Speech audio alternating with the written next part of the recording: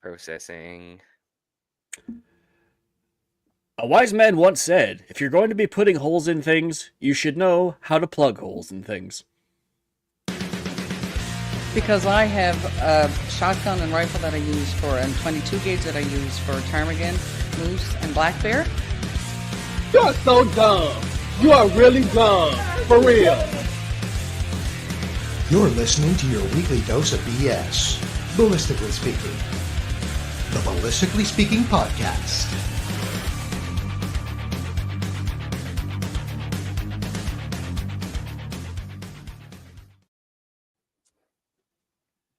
Well, that intro's been a long time coming. I think I've said that about at least once every 2 or 3 episodes.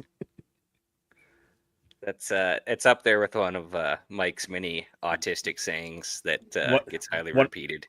One of my top cliches. Yes, it's up there. No, that's a catchy intro roll. I like that. Mm-hmm. We try to be pithy. I think that's the right word. So, for those listening, we are joined by the lovely Dan of Offspecwar. Dan, hey guys, welcome to the show. Thank you for having me. It's good to be here. Good to have you. Let's just get right into it. Tell us about yourself, quick. So, my personal background before I get into like the Offspecwar side of things, I was infantry reserves with the Canadian Army. I did that for a total of about 7.5 years. Got into that right out of high school, jumped straight into that. And then I was in for a number of years before I kind of started, going and doing some training on civilian side of things. I had done just some casual shooting, like 22 stuff, junior 22 at my local gun range as a kid. But between that and then joining the military, there wasn't really much that I'd done. I played a little bit of airsoft, whatever, but I wasn't a firearms guy, and my family wasn't into firearms. That wasn't their thing. So most of my firearms exposure was purely military. And so it was a few years into my military service there with the reserves, got into civilian firearms ownership, started doing a little bit of training on civilian side of things, got some different perspectives. And then I was actually kind of gearing over towards running a couple basic carbine courses. That was about 2019, 2020 is when I started looking at actually potentially running some classes for myself. And then, of course, the OIC hit, and we had to completely rejig everything that we were doing. And then the company just kind of worked out landing where it was. But up until that point, I kind of started the company Offspecwar mostly just as like a social media outlet to kind of share some info, share some content. It was an opportunity for me to be like, hey, this is something that we just talked about in the military, and it was really dumb. And maybe this doesn't make the absolute most amount of sense, but big green army, yay, right? Yeah, exactly. And that was really where it started. And that was all I was kind of intending it to be at the time. And then it just kind of slowly progressed into this position where, hey, you know what, we've got this background of knowledge. I know these other people. I've done this other work. I had some background personally outside of that with teaching and instructing, and I knew how to put together a class pretty well. And I just kind of brought it over together, and eventually got to the point where we're saying, hey, let's run some classes, and we started doing that. Nice. So, speaking of companies, Derek, we should pay some bills with our wonderful sponsors here. Let's roll them off here. So, I'll give her a start. Our featured sponsors tonight are Callsign 66, Canada's best rifle training. Welcome to the Brotherhood. Book a course now at callsign66.ca. Follow them on Instagram at callsign66 and on Facebook at C/S66. And we're also brought to you by Ripstone Gunsmithing. Craftsmanship done right. Contact Oscar at ripstonegunsmithing.ca and breathe life back into any firearm. And Oscar now has a new book out titled Rust Bluing in the 21st Century, and you can find it on Amazon.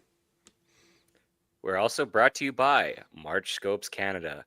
The Dion optical design line of rifle scopes has a scope for all of your hunting and shooting needs. Find Doug and Nisa at marchscopes.ca. And of course, we have Apex Optics. When you buy Apex, precision comes standard. Check out all the fine line of competition rifle scopes, red dots, and binoculars at apexoptics.co. And just a quick note, Apex is tariff proof. Canadian orders and international orders ship from the Calgary warehouse, and American orders ship from Texas. No tariffs, no hassle. Right on. EM Precision Rifles in Vegreville, Alberta, building Canada's finest precision rifles. Find Shane and Steve on Facebook, Instagram, and on their website at emprifles.ca. And of course, we're brought to you by Bolt Action Coffee, bringing specialty coffee to the precision shooting world. Order coffee and merchandise at boltactioncoffee.com. Odell Engineering. Pick up a Canuck shotgun or Bergara rifle from your local distributor and tell them Phil sent you. Look them up on Instagram, Facebook, and on their website, odellengineeringltd.com. And last but not least, Sterling Arms International, home of the R18 Mark III and R9 Mark I. Contact them at sterlingarms.com. Look out for the R9 arriving to a store near you very shortly, as supplies are going fast. Super Done. fast. Yeah, and especially now when it's one of the only options we got left. Yeah. From what I hear, it's basically as soon as they're in stock, they're out of stock. Yeah, it's very similar to how it was kind of right after the first OIC in 2020, when all the AR platforms went. Anything that was even remotely similar that was left was just instantly gone. But, Anything fun. Yeah. We can't just have fun. I just wanted to build rifles again. That's all I asked for. Yeah. I think we were doing so well. Everybody had recovered. Everything was back on track. We were running some carbine courses and everything too. And then the December OIC ban hit us and took all the PCCs, the bunch of the rifles we had left. Yeah. All the cope guns were gone. And just as we're getting all the wrinkles worked out too. Just as they're coming into their prime. We had carbine courses scheduled for the following months. Like, they were all booked. Everybody was scheduled. And then the ban hit and everybody's like, well, now what do we do? So yeah, it was tough. I would argue that the WK Gen 3 isn't even a cope gun anymore. It looks like they had that tuned pretty solid when we saw they'd worked out a lot of the stuff from the Gen 1 and 2 from what I hear. I didn't have a chance to actually spend any time with the Gen 3, but I only got to fondle it at TACOM, but it felt a lot more solid for sure. Yeah. All of them. That the Mark III is great. It's got HK vibes to it, I'm not gonna lie. Yeah. Mm. Yeah. That's a huge downer that's gone. Before we get into it, I just want to address some comments here. We had one AB chime in earlier today. Natalie Provost is running from Poly-Sauviant. So that kind of stacks up how the Liberals are gonna run. So unfortunately, if that's not foreshadowing, I don't know what is. Yeah, it paints a pretty clear picture of where they're going to head with their gun policies. Yes, AJ also chimes in with 2 hand gestures, which I approve of. And also, Yukikazi says, Mike, blink twice if you know you're handsome and have a magnificent mustache. I mean, I hold my own. From Yukikazi. So Dan, yeah. Wait, down. Derek, quit hitting things. I got to talk here.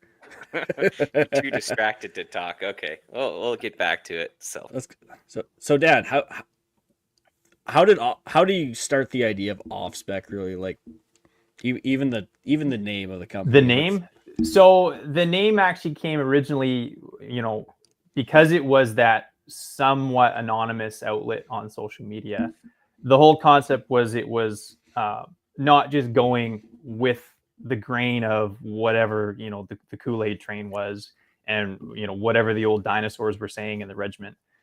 It was designed to be, counter to what was just that constant rhetoric, right? And so it was not this in line with everything kind of idea. It was, hey, maybe these things are going to cause a little bit of friction in some areas, and there might be some uncomfortable truths.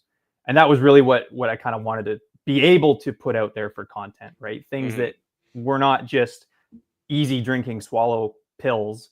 it was these things that, maybe we have to wrestle with a little bit, even, myself as an individual and as a member of the military at the time. And so it was that combined with a little bit of wordplay with the U.S. Air Force, because their special warfare division is Offspecwar, Air Force Special Warfare.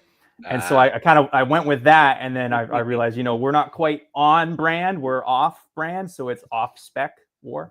And so we rolled with that. And a big part of a lot of what I do in Incorporate was,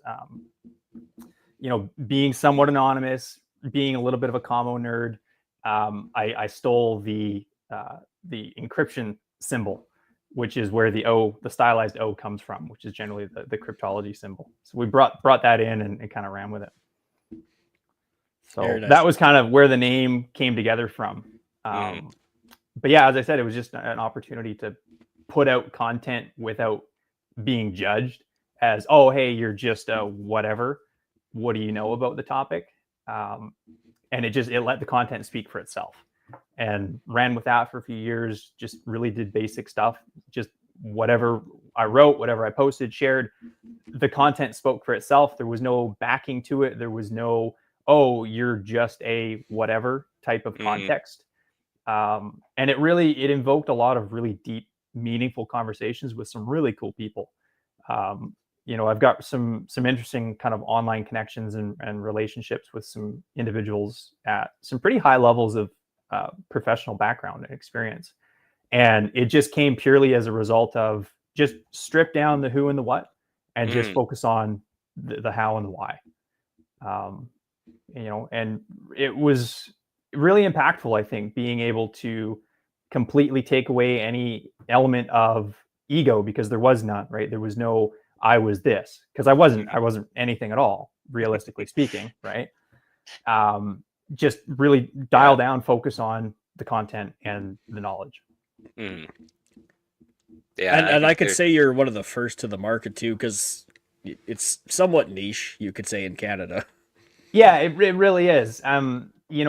The model of incorporating what we do with the shooting courses and everything that we're doing now with Stop the Bleed and everything in combined, that's not something I came up with. I actually got exposed to that in those civilian courses I was taking, kind of before I started offering training as well. And so that was when I got the concept of it, and it really made sense to incorporate the medical with the firearms. But a lot of some of the other stuff that we're doing and not trying to be, this super cool, edgy looking, right? Like we're not influencers. We're not, oh, hey, like here's a bunch of lectures on this is the way it is, how it is. Like, you kind of mix, right? You'll see me throw up some gear review content sometimes. You'll see me throw up some rants about, oh, hey, like I've been seeing a lot of this. Doesn't make sense. Why are we doing this? And then you'll see some other stuff where it's like, hey, like I have no idea what I'm doing here. Anybody want to chime in, right? And it's just being open with, being honest about ourselves and where we're at, and constantly being willing to learn and accept. And you don't have to be the best, or someone who you're talking to doesn't have to be the best at what they're doing. They could be, the lowest ranking private in your platoon, and you might learn something from them. Yep. Right. They've got some unique background or something that they have experience on, and they bring that in to something that you're otherwise far more knowledgeable on. And it's just that one little nugget. Right. So that's the kind of the concept I've tried to keep with it all. Even as I've brought other guys on. Yeah. Or they might ask a question that you yourselves have never fully pondered, or absolutely never fully laid out an explanation before. It's like, well, that's a fairly simple question, but why am I struggling with that? And that was definitely true, because one of the things that always drove me nuts was when we would be sitting in lectures and you would be talking with your direct leadership, right? Not just some random person coming in teaching you this lesson. Like, these are the guys that if shit hit the fan tomorrow, you would be charging the lines with. You ask them a question on something, and they just kind of cock their head and they're like, I don't know. That's a great question. And that was it. There was no follow-up. There was no, further seeking of knowledge or information. And there was no discourse on it of, well, why don't we develop something as a group, cohesively, a professional unit? What should we do? Right. They were willing to admit that they didn't know, but that was where it ended. And that was always drove us absolutely nuts. And I think the military in particular is a really strong example of situations where you can have some of the absolute best leadership you'll ever experience and some of the absolute worst. And they're standing right next to each other up on the presentation platform. The guys that would take that question, say, hey, you know what? That's a really good question. I don't know. Let's talk about it. Or let me go talk to somebody else and get some ideas, and then would come back and then we would formulate something. Those were the ones who were switched on, who we would follow anywhere. Yeah.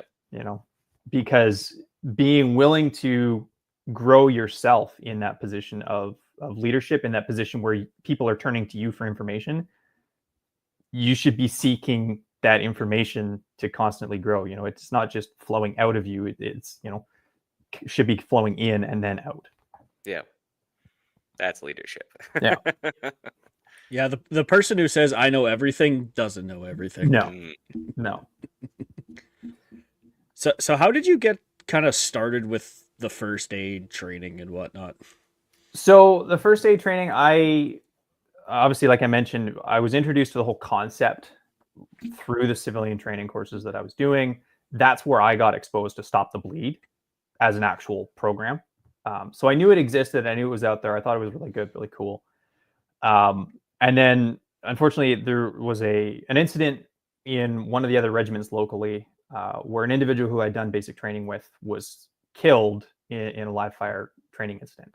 And so in chatting with some of the guys who I knew, who I done training with, and I kind of grown into my position there with, the reality was the situation on the ground when that incident occurred was an absolute shit show. The people on the ground were inadequately prepared, both in terms of equipment and skill. And we'll never know if the outcome could have been different.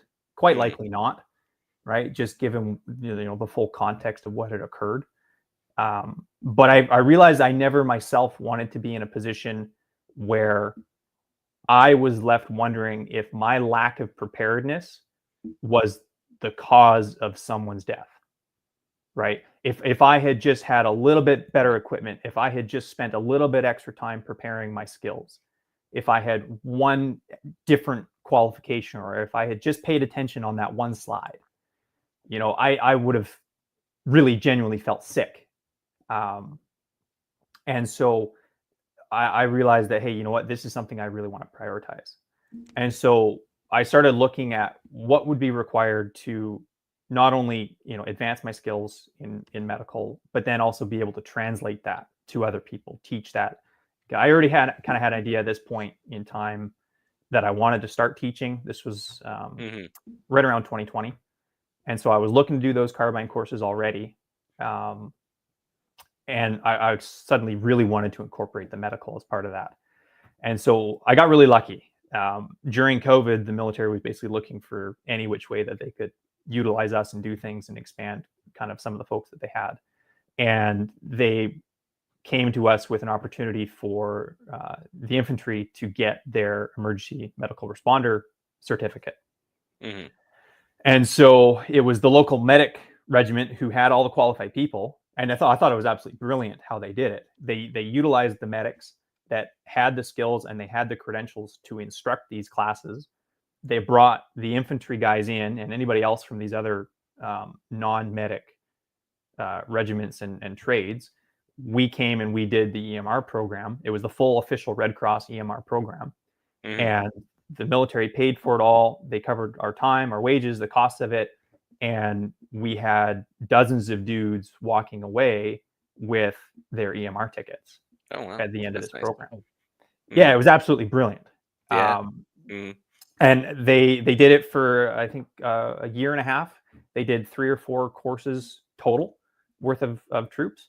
And I'd never seen it before, and I've never seen it since. It was just this section in time where the military had a whole bunch of funding thrown at us for wages to do certain things and this and that, and that's what they decided to leverage it for. And so that's how I got my actual medical qualification and backing to then be able to teach. So my personal qualification is EMR, and that for stop the bleed is basically the minimum qualification required. So I'm just skating in with it. But it's fortunately, you know, it is a formalized program. There is an actual list of like qualifications requirements that are needed to teach it, and so it has a lot of really good backing to it as a result. Yep. And that was kind of how I got started with the medical stuff. Just for those that may not be aware of it, what is the Stop the Bleed course, and why should every single gun owner have it? So Stop the Bleed is a standalone class. It's about 3 hours long typically. And what it incorporates is its two main components to it. It's identification of massive life-threatening bleeding, and then the interventions required to address those. And so those interventions include tourniquets, first and foremost, and then wound packing.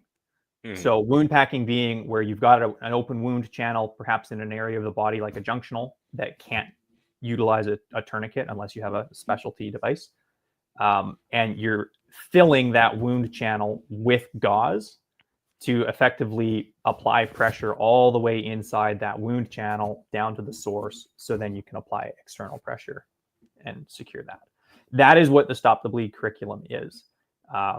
And where it's really great is as a supplementary augmentation to your standard basic first aid, but it's designed such that it can be participated without any prior experience. And that right there is, I think, what makes it a fantastic program, because easily 60% of the participants that I get in our classes have no prior first aid, or they have no current first aid.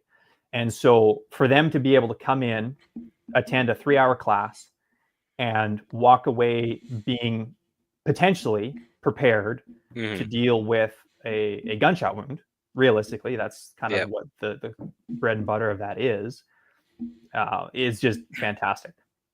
You know, there's really no other opportunity for them to get recognized, accredited training to address a potential injury that may happen at a gun range in any other program, in any other class.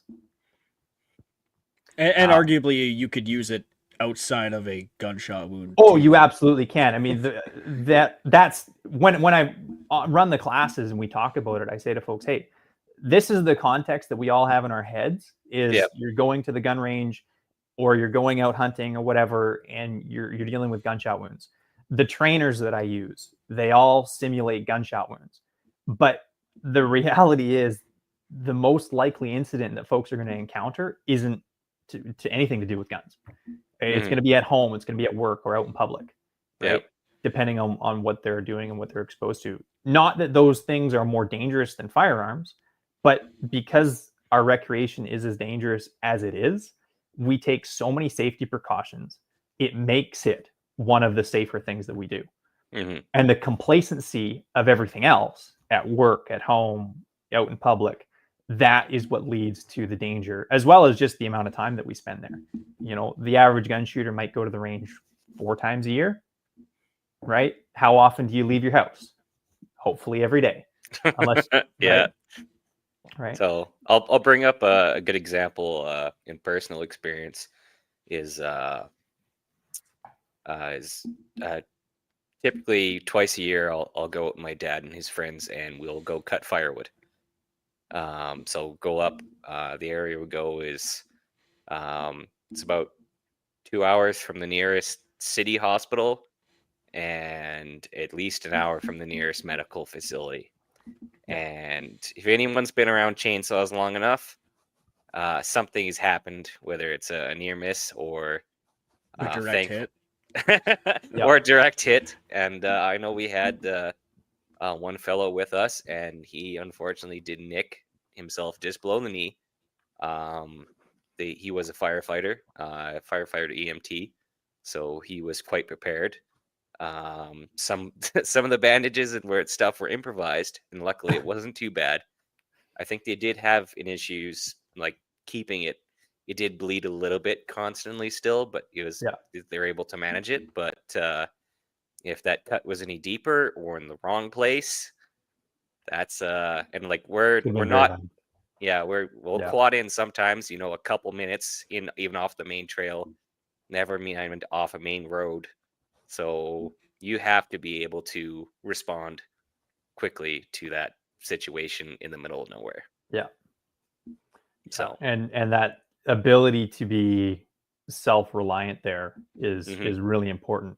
I mean, the scary metric is I go over, the identification of, what is a life-threatening bleed, what constitutes that, how yeah, do you identify it, what does it look like?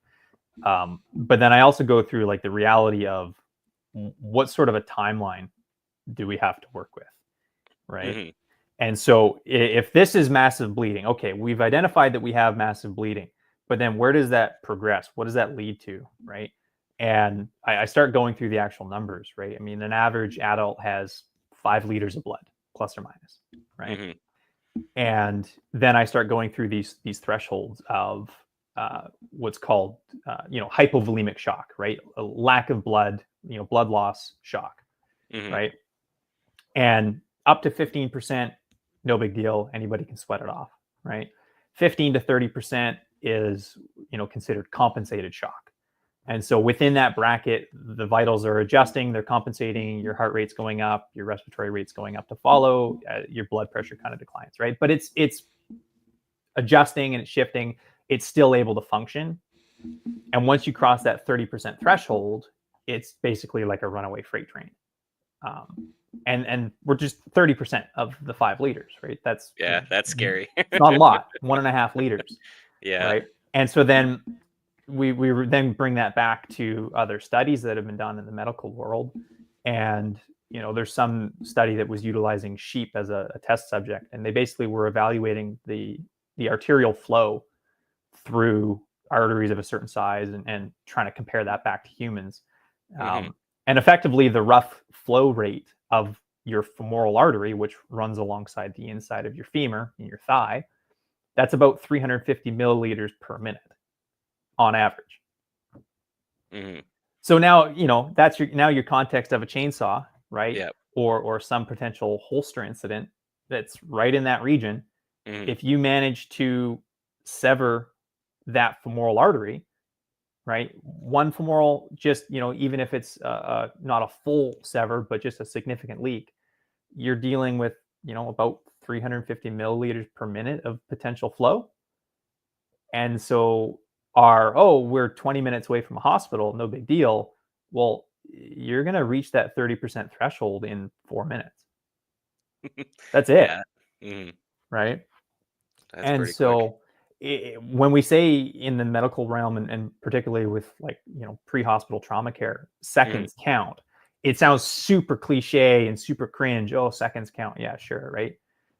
But by the time you actually get down to the wire and you've, pulled out your gear, you've put on your gloves, you pulled out the equipment, or you've arrived on scene to begin with, yep. and then you start to do stuff. Yeah, that's seconds are quite literally sometimes all you might have to deal with.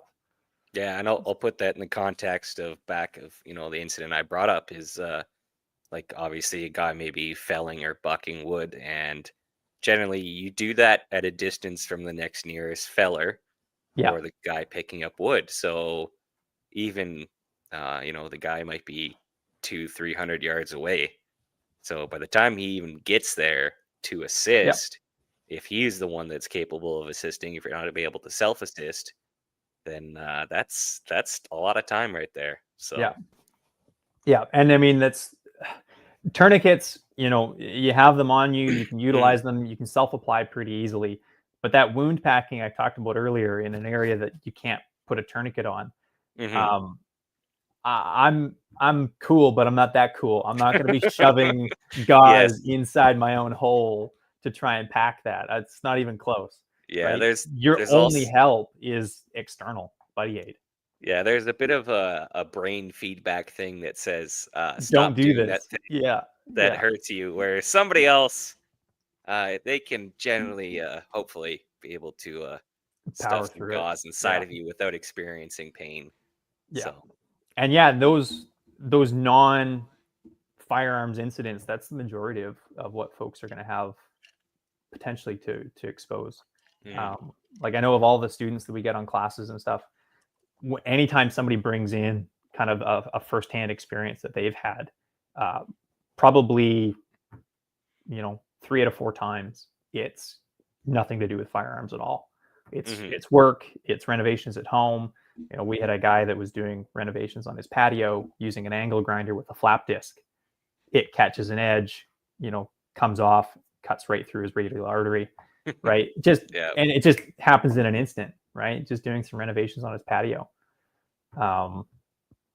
It doesn't take much, or cutting firewood, like you mentioned. Jason chimes in. I almost died from a 9-inch long cut down my leg all the way down to the bone. Man, it was scary. Yeah. So, and that's also another psychological thing is, like, to experience that and then obviously to hopefully survive it. Yeah. That's no small feat. No, it's not. I mean, we call it, it's traumatic incident. When we say traumatic incident, everybody thinks like, oh, like physical trauma, but like there's a psychological element, right? There's a huge psychological element. You see it all the time, and you really need to assess if, you're coming and you're doing these classes. And I think it's a bit of a disservice that a lot of first aid doesn't speak to. And the Stop the Bleed program itself doesn't speak to it. There's a lot of things in there that are just kind of glossed over just because, again, it's intended just from a fairly pedestrian perspective, these classes. But there is going to be a psychological element to this that you really have to consider, and you have to put yourself in that position mentally and evaluate, am I prepared to deal with this? That's one of the questions that I pose to every single class, right? And I paint the picture for them. You're dealing with an arterial bleed. You're going to have blood shooting 10, 15 feet out of this patient. There's blood all over them, blood all over the floor, all over the ceiling, over the walls. They're screaming. Other people are screaming. Blood all over you, right? It's the worst day of their life, worst day of your life. Most amount of blood you will ever see. Are you comfortable dealing with that? Or are you going to panic and hesitate and freeze, right? And it's very common that nobody really talks about this, like I said. But if they do talk about it, it's just kind of hey, this is what you're going to have to deal with. I try to take a slightly different perspective, which is if you're not prepared to deal with it, that's okay. That's normal. If what we're talking about bothers you, if these images that you're seeing in this presentation make you a little bit squeamish and you don't want to watch, you're the normal one in the room. The rest of us are weird. Right? The rest of us who have no problem talking about this stuff and dealing with this stuff and getting in there, we're broken. That is not the normal human condition. And I think it's very easy, particularly in the gun world. We're all, a little bit of macho men, and we go out and do whatever, right? We like to think that we're tough. Go out in the woods, do what we do. But we don't have to be broken tough, right? And if just because you realize that, you're not comfortable dealing with that doesn't make you any less. In fact, that makes you more, because you've recognized that you're not willing and able to overcome that. And you haven't put yourself in a position where you have risked someone else's safe being by saying, hey, I'll be the first aider for today, and then freezing when they need your help. You've now put someone else at risk, whereas someone else there might have been able to step in if you hadn't put your hand up, and they would be there 10, 20 seconds sooner because they're paying attention, they're on alert, waiting to be called on, right? And so, it's a really important aspect to it, is that psychological trauma element, and I don't advocate people to go on live leaks and watch whatever and desensitize themselves. There's some cool content out there if that's what you're doing clinically. North American Rescue on Instagram is really what I send people to, because it's all clinical. It's all like genuine assessments from a medical professional perspective. And you can see some really neat stuff. You can see some pretty horrific stuff depending on your perspective on it. But you can start to get that a little bit of exposure and assess, is this something I'm going to be okay with? Very recently, I realized that I might be cool with all this stuff on totally random people or peers and whatever. When an opportunity came that I potentially had to do something bit of an intervention or treatment on my wife very recently, I realized, ooh, I get a little squeamish when it's my wife. Yeah. Super out of the blue, right? Mhm. Not something that I ever would have expected, not something that otherwise would have ever bothered me, but it was my wife. And that psychological element of, I don't want to hurt her or cause her more harm by Yeah. doing this wrong, something that I never would have second guessed myself anywhere else on any other person. Yeah. Some Right. stranger, it's there's no Right. pretext. Right. It's But you apply that pretext of, Mhm. oh, hey, this is a wife, it's a child, it's a very close friend. Mhm. And it's very, very different. Very different. Yeah. So, I mean, in the trauma condition of, hey, there's this massive bleed, whatever. Again, like that's a bit more my bread and butter in terms of what I teach and get it exposed to. But yeah, just what we were personally dealing with. If that was an area where I don't like that. Right. Yeah, for sure. What's kind of a core concept of Stop the Bleed that you want participants to go away with? Like, what is the kingpin of the concepts? Unpreparedness is entirely within your control. I think that's really what it boils down to. And beyond just the skills and the interventions and the equipment, whatever, if you feel unprepared or you are unprepared, it's no one else's fault but your own. Yes, there's all sorts of circumstances. There's all sorts of what ifs that you can play around in your head. But 99% of those what ifs can be solved and addressed by your planning and your preparedness.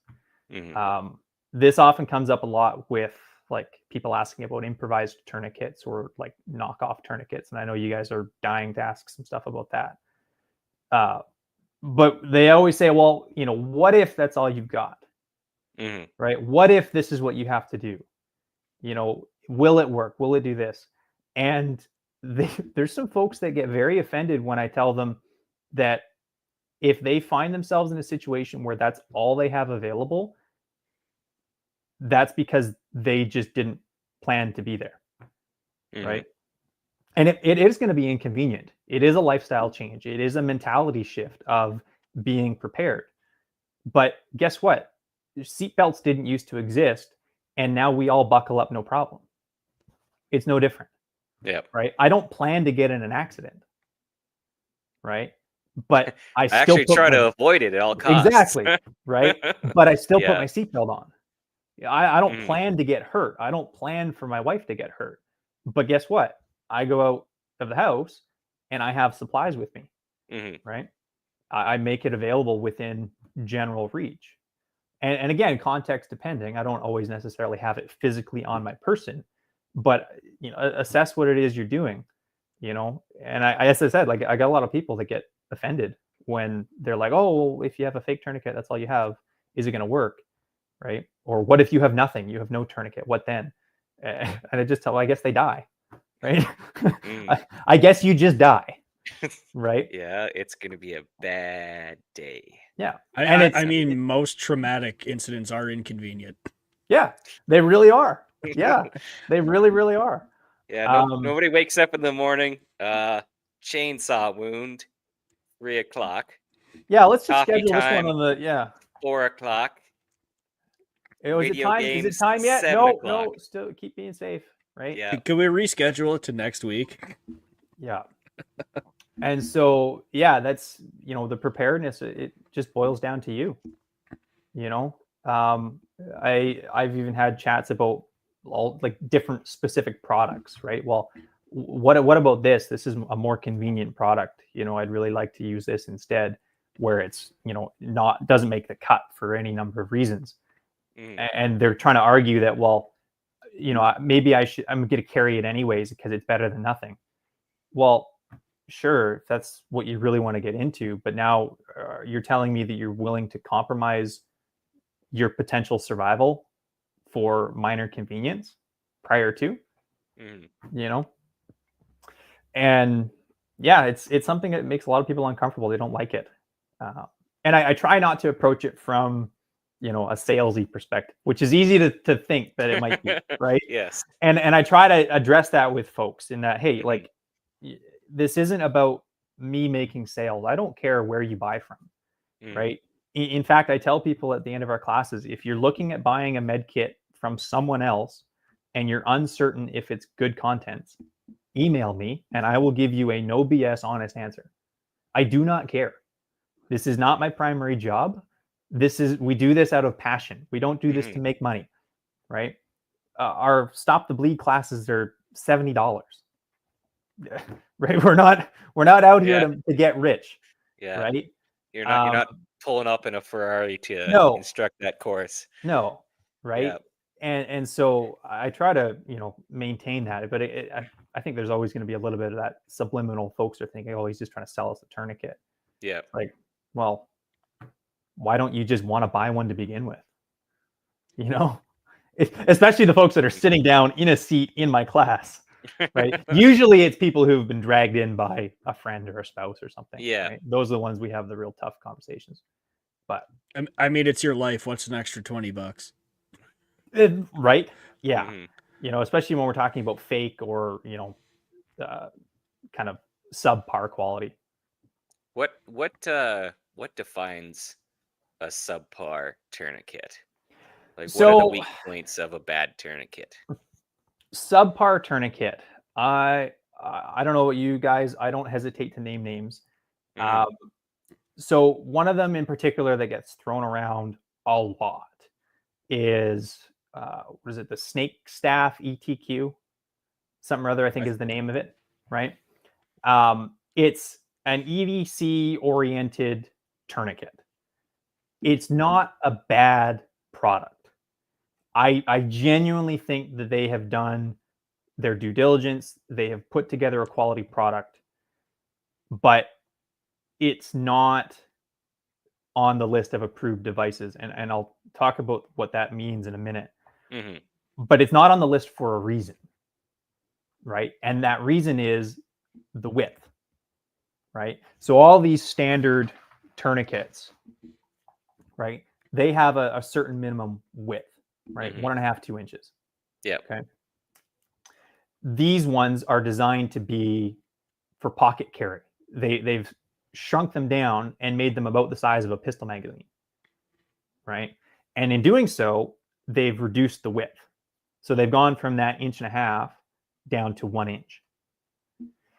The problem with that is basic physics, right? So in order to compress tissue, to compress an extremity, and therefore all the way down to the bone and the artery, and then occlude those vessels, you require pressure, right? Circumferential pressure. It doesn't matter what it is you're using to accomplish that, it's pressure. And it's the same amount of pressure required no matter what you're using. Well, the formula for pressure is force times area. Force times area, okay? So if we need the same amount of pressure no matter what we are using, and we reduce that area by 30%, the amount of force required goes up by 30%. Just basic math. Yeah. Right? And so the problem with these, and I call them, subpar, because they're not junk, they're not garbage, they're below par, they're below the gold standard, the North American Rescue Cat Tourniquet, or the SAM Medical XT is actually the primary one that we carry. These are the gold standard. These are par, right? They're on the approved list, right? And anything that performs less than this is subpar. That reduced width is what I would deem subpar. And it's products like that, right? Where this nominal increase in convenience is impacting the potential efficacy and the potential safety. And there's really not a lot of real world studies and data to back it, right? The company can come out with all sorts of practical examples and studies and, hey, it works. And this patient that we tested it on doesn't have nerve damage. But these have decades of experience, decades of real world combat backing, genuine medical professionals who have studied these to the moon before releasing the next generation product. Yeah. I don't know any better than those people, not even close. So why would we pretend to know better and decide to purchase something that they have not deemed sufficient quality to be utilized? Right? And one thing I've heard too is in the Russia-Ukraine conflict is a lot of guys are carrying multiples on Oh, for sure. themselves, and it's I think it's really that conflict has really changed. I think the outlook and the understanding and use Yeah. of those, it has become mainstream. Whereas, not that I'm a really detailed expert, but I know before there was some hesitancy Yeah. towards them. So There was a lot of mysticism around the use of tourniquets. Really up until 10, 15 years ago, that was this, last ditch option, right? We're going to put a tourniquet on. 10, 15 years ago, it started to become a little bit more common where guys would be willing to use it. But there was still always this kind of baseline concern of, it's going to cause damage, it's going to cause problems. Yep. And yeah, I'd say I agree. Within the last 5 years or so, it's become more this mentality of, I don't know if it needs it or not. It looks pretty bad. Let's put a tourniquet on it and then we'll reassess. Because we've learned that, particularly in the short term, there's no real ill effects as long as you're using a quality tourniquet and putting it on properly, right? It's when you have a low quality, low grade, or subpar tourniquet, and or you put it on wrong, that's when things start to go wrong and problems occur. Is this where I keep hearing the famous, the tourniquet does not go around the neck? The tourniquet does not go around the neck. No. We do, we reserve a fifth one just for that, but that one's hand tied. Yeah. Yeah. That's in the St. John's ambulance course. That's the St. John's ambulance. Yeah, you might as well tie your own noose if you go there. What is an IFAC? So an IFAC is an individual first aid kit. It's this really generic buzz acronym that gets thrown around and a label that gets slapped on anything that has a Band-Aid in it. And generally speaking, it is very broad stroke. So hold on, I hate to stop you, but the girlfriend's purse could technically qualify as an IFAC. It could qualify as an IFAC. It's an individual's first aid kit. Yes. Right. Where I really qualify and quantify an IFAC is it is a kit that contains the bare minimum basic contents required to address a major bleed. All right. I generally will equate a IFAC as a trauma kit, right? I try to separate, right? I kind of go three main sections of first aid kits. You have your kind of first aid kit, your boo-boo kit. You might have like a slips and trips kit, right? Again, segmented. And then you have a trauma kit. You might have a little bit of overlap of usage of components, but when you just need, basic bandages, you don't need to be pulling through your gauze and your tourniquets and your splints. When you need splints, you don't want to be pulling out Band-Aids. And when you need tourniquets, you don't want to be pulling out anything else, right? And so the IFAC, when we strip everything out, that trauma portion is generally what we try to label and identify as an IFAC. And so when we're telling people what the contents of their IFAC needs to be on courses and whatever, this is, your tourniquet, your gauze, your gloves, marker, etc. That's it, right? Extra trauma-related supplies, totally fine. If you've got a bunch of Skittles in there for your low glucose level, get it out, right? Yeah. The Hello Kitty bandages, the other pouch. get it out. Yeah. Right. And so that's really the core focus. It's a trauma-oriented personal aid kit, right? It's for you and for your use. If you are injured, this is what's being utilized to fix you. That's an IFAC. That's a good summary right there. So do you recommend people building their own IFAC, or would you say talk to someone like you, or at a minimum, reach out to somebody like me who, is teaching these particular devices, not just like selling them. You know, you could go to talk to any instructor as well that actually deals with these items. Talk to them about what's really important, what's necessary. Come to a Stop the Bleed class, right? I get people who email me, they've registered for a class all the time. They're like, hey, what should I buy? Because they're looking at my website, they have no idea. And I tell them, don't buy anything. Come to the class, learn the skills. And then once you know what the skills are and how it's done, you instantly know what you need in an IFAK. A tourniquet, compression gauze, some sort of an elastic bandage, gloves, and a marker. That's your minimum components for an IFAK, right? Anything else is cool. It's extra gravy. But yeah, I'd recommend talk to somebody who can give you the skills or who has the skills. They're the ones who are going to know. Or go find a prefab kit from something that you can trust. And that can be tough. When there's so many listings out there from first aid suppliers, first aid companies, gun stores selling first aid kits, IFAKs that are filled with absolute garbage. How do you filter through it? It can be really, really difficult. And it's an uphill battle because it's an issue of greed, ignorance, and lack of interest, right?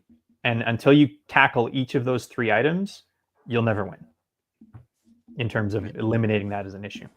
Well, especially in Canada, it's not as popular of a thing. No. So obviously there's not going to be as many reputable people dealing with it. Yeah.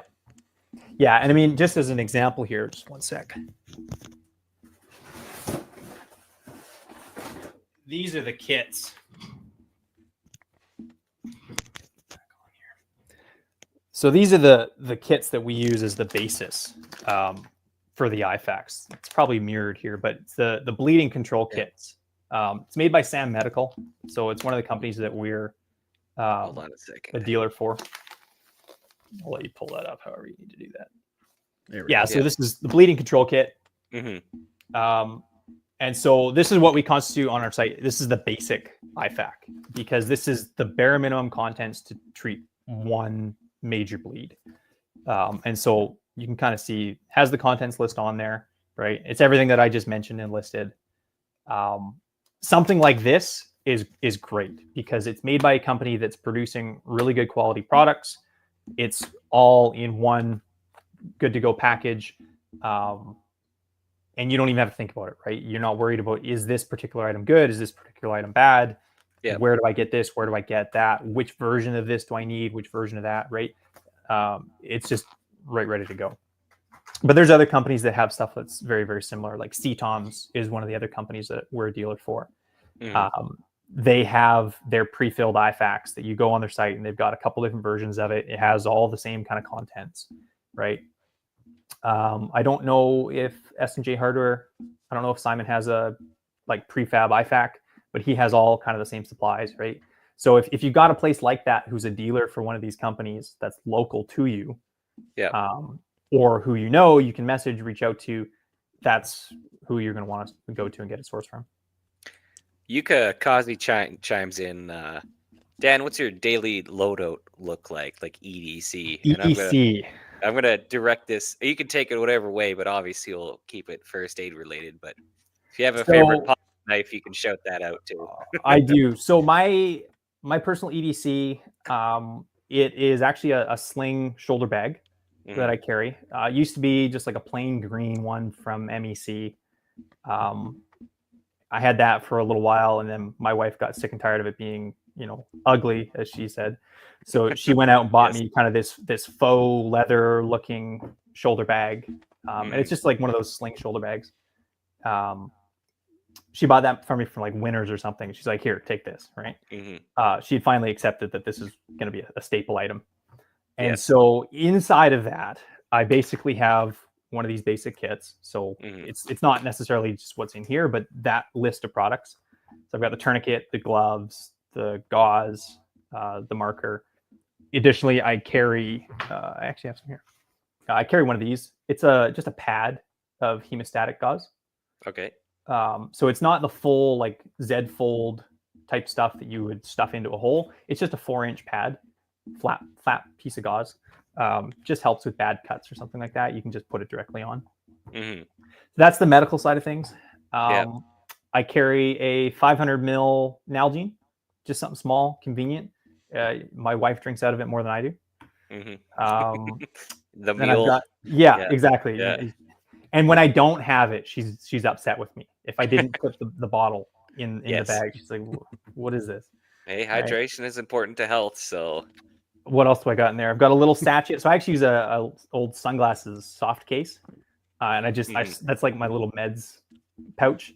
So in there, I've got like Tylenol, Advil. I've got a little thing of Band-Aids with some polysporin. Polysporin isn't weak, guys. Use it. Stuff out in the wild in public is gross. It's nasty. It's dirty and germy. People are gross. So yeah, if I put a Band-Aid on, it gets polysporin every time. It's just absolutely worthwhile. So that all goes inside that little packet. I think I've got like some Benadryl. I think I even have like a little like an Imodium, like anti-diarrhea. Like you never know, right? Just shove it in, keep it with you, right? And then in the other pouch, I've just got some lip balm, some Excel gum. Keep in mind, I originally built this EDC when my wife and I were dating, so gum was very important, guys. Right? yes, yeah. Trying to get anywhere, Yeah. and then just a little thing of hand sanitizer, right? And that's it. That's Nice the and full simple. contents, nice and simple. Yeah. You know, yes, it needs a good size, 3-4 liter bag. But it doesn't matter what situation arises. If there's, a little convenience item that I need, I've got it. Right? For myself, my wife, whatever, doesn't matter. So that's my EDC in terms of kind of the bag and whatever.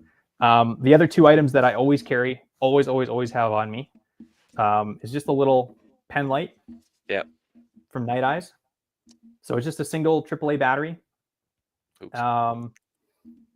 Very, very simple. Nothing too crazy, just a single diode. Again, my wife used to make fun of me when we were dating for having this. And then one date we were out, it was a rainy night, it was a gravel parking lot, puddles everywhere, dressed up kind of nice. And I pulled this thing out and I'm shining it along the ground so we could see the puddles, and it clicked.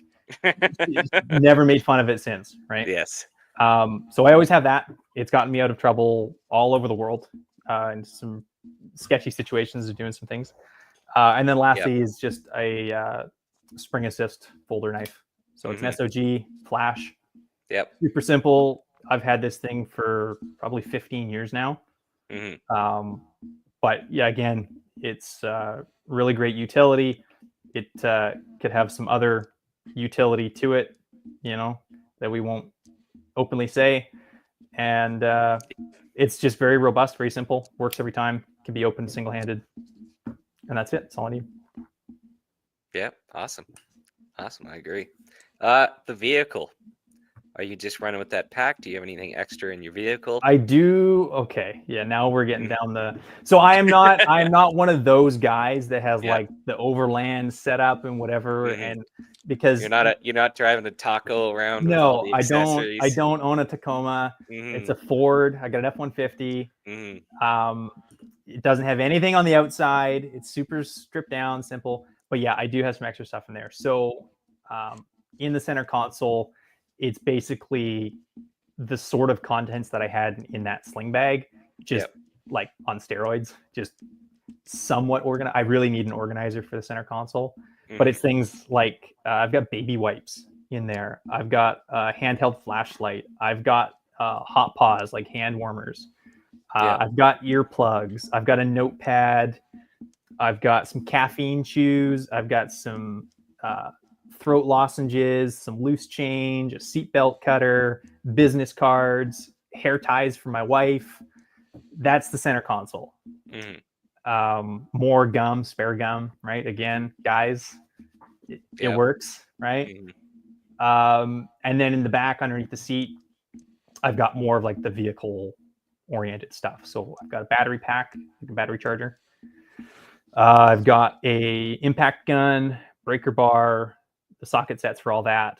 I've got one of those Stanley tool sets that goes behind the seat. In the wintertime, I put a foldable, collapsible shovel in there as well, just because I don't have the full. I've got some stuff in the bed that I'll go over, but I don't have the full like molly panels, so I just don't have space for the shovel, so it just goes in the interior. Yeah. Um, Ask me later about digging myself out of a ditch with an oil drain pan.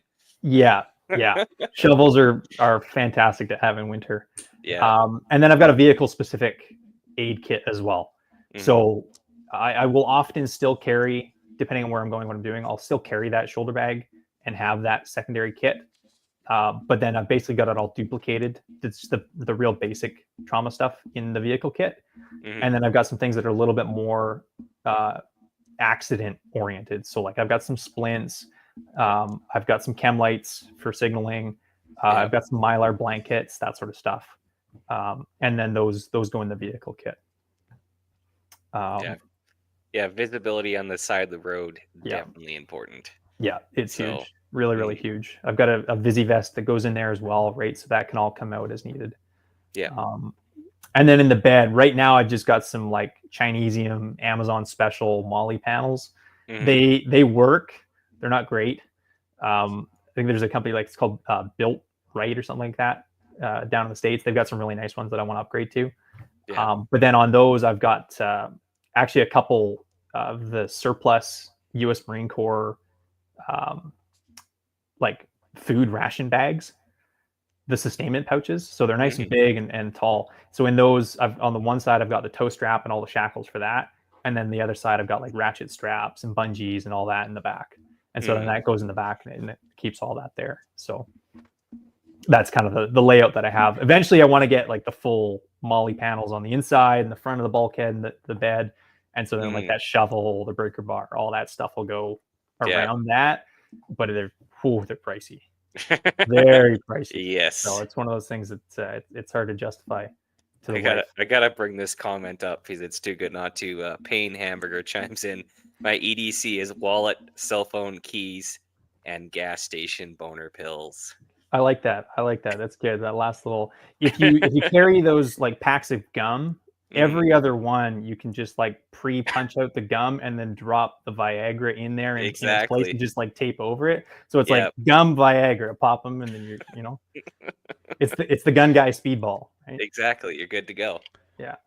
Be ready for every situation. Yeah, and because of our lead exposure, we all have problems, right? So yeah, you gotta pop the speedball. That's something a lot of people don't know about, surprisingly. It's the lead thing. The lead thing. Lead exposure is a big deal. Yeah. Yeah. If you can't remember the last time you had a hard on, you may have lead poisoning. Yeah. Yeah. I know an individual who was doing reloading in his house, and he had one of those dry media tumblers, but he had it in his basement next to his furnace. And what was happening and what happened was he went in for some test. They saw his lead levels were through the roof. And so they went in and they assessed his home to like, well, where is this lead coming from? And they realized that it was this dry media tumbler was producing lead dust that was going into the air. Normally, it wouldn't be a big deal. It would just settle. You might breathe a little bit in, but the furnace intake was sucking it in and then spreading it throughout the entire rest of his house. And so the entire house had to be remediated. Fortunately for him, because it was this very nuanced niche case, Health Canada came into the picture and they said, hey, we would like to study this to understand the impacts and the effects and the potential risk. So we want to go in, assess your home, evaluate it, and we will mitigate your home at cost. And so it took the remediation bill from what would have been tens of thousands of dollars, and it just absolutely shrunk it down. And so fortunately they came in, they took care of it all. They were able to get him some treatment, and it's a bit of a thing. You can reduce your lead levels. I don't know the exact process that they utilize to do it, but he's kind of at that point where he's back to normal and whatever. But yeah, it's a more common, bigger problem than people realize. Especially with those dry media tumblers. So if reloading is your thing, you're doing a lot of stuff, either have it segregated or start with a wet tumble. Get rid of most of the carbon and then polish the brass with the dry. That's probably what people should be. But nobody talks about it, especially in the reloading community. It's not even a thing. I like my ultrasonic. I'm not gonna lie. I would love to have a sonic cleaner. Yeah. I would. Yeah, sonic would be. I've got one of those big Frankfurt Arsenal like wet tumblers, just to keep up with the volume that I was doing at the time. I started doing 9 mil for a time, and it wasn't economical to keep up with the volume I was shooting. But yeah, I got the big guy, and so that's kind of my go-to right now. That does a nice job too. It does a good job, yeah. I got a weird. This is one of my weird niches of history is Canadian Arctic exploration. I got to take this off on a bit of a tangent, but it was the failed Franklin expedition, the infamous where basically everyone in that expedition lost their lives. That expedition was unique in the fact that it was the advent of canned foods. So traditionally, ships would have to either keep, dried, salted foods, or even keep live animals for a certain period of time until they're slaughtered in order to, get fresh sustenance. So, but with the advent of canned foods, that was one of the reasons why they're so sure this expedition would succeed, is that this new invention was great. However, the cans at that time were sealed with lead. And interestingly enough, a lot of the cans were also subparly sealed because it went out to bid, and the lowest bidder got it, and they were quite rushed. As they do. Yeah. No, it was not the Shackleton. It was the Franklin expedition. So they could have been other expeditions at the same time that had the same issue, but it was definitely the Franklin expedition. I know this for sure because there is 2 men buried on Beachy Island.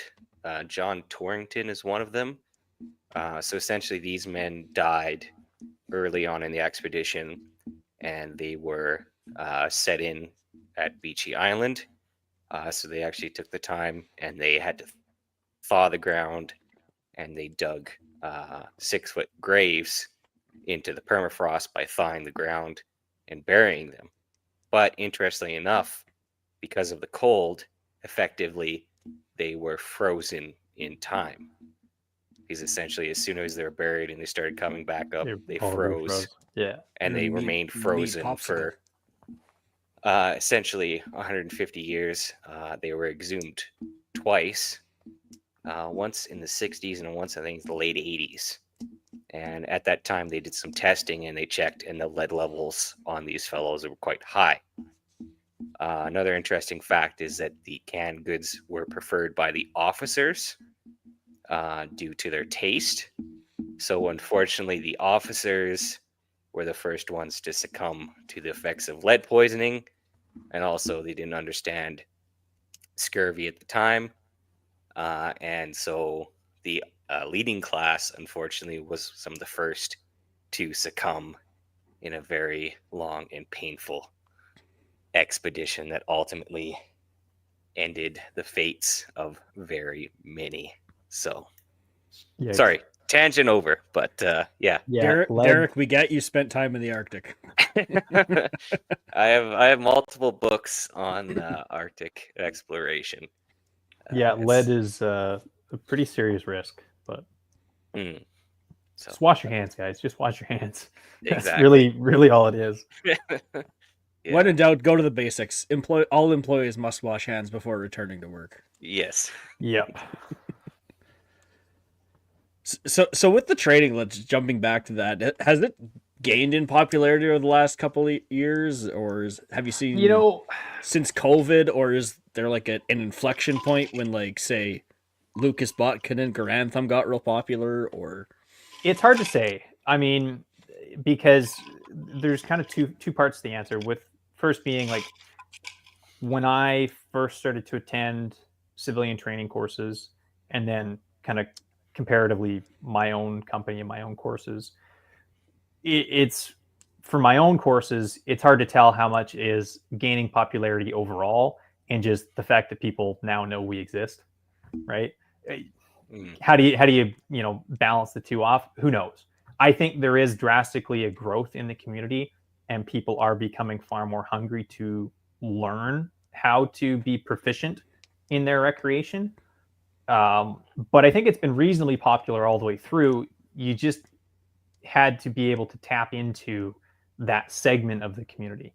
There's been clubs all over the place that have, sub clubs and divisions oriented towards training and practice improvement and more the tactical shooters. One that I'll give a really great shout out to is here in Abbotsford, BC, the Abbotsford Tactical Shooters at the Abbotsford Fishing Game Club. Right, they've been doing their thing for years and years and years, and they're just a bunch of really cool dudes. They're passionate about shooting. They enjoy the tactical side of things, and so once a month they will get together on a weekend and they just do a bunch of drills for the day. They practice, they have some fun, and that's just what they enjoy. That's what they do. They've been doing that for a long time, right? DSS, Dynamic Sports Shooting, they host matches out here as well in the Lower Mainland. Same deal. It's somewhat tactical oriented, more tactical oriented than some of the other disciplines. But again, they've been running for years and years and years, and they've for a long time, well before my involvement in the recreation sport. They've been having 40, 50 guys coming out to matches and participating, shooting, doing stuff. That's not new, right? I think it goes through cycles. It goes through periods. What I think is new, and I think where things are trending, is that people are coming into the community and not just buying a gun and coasting like, I'm a gun owner now and going to blink. They come into the community, they buy something, and then they want to get good at it.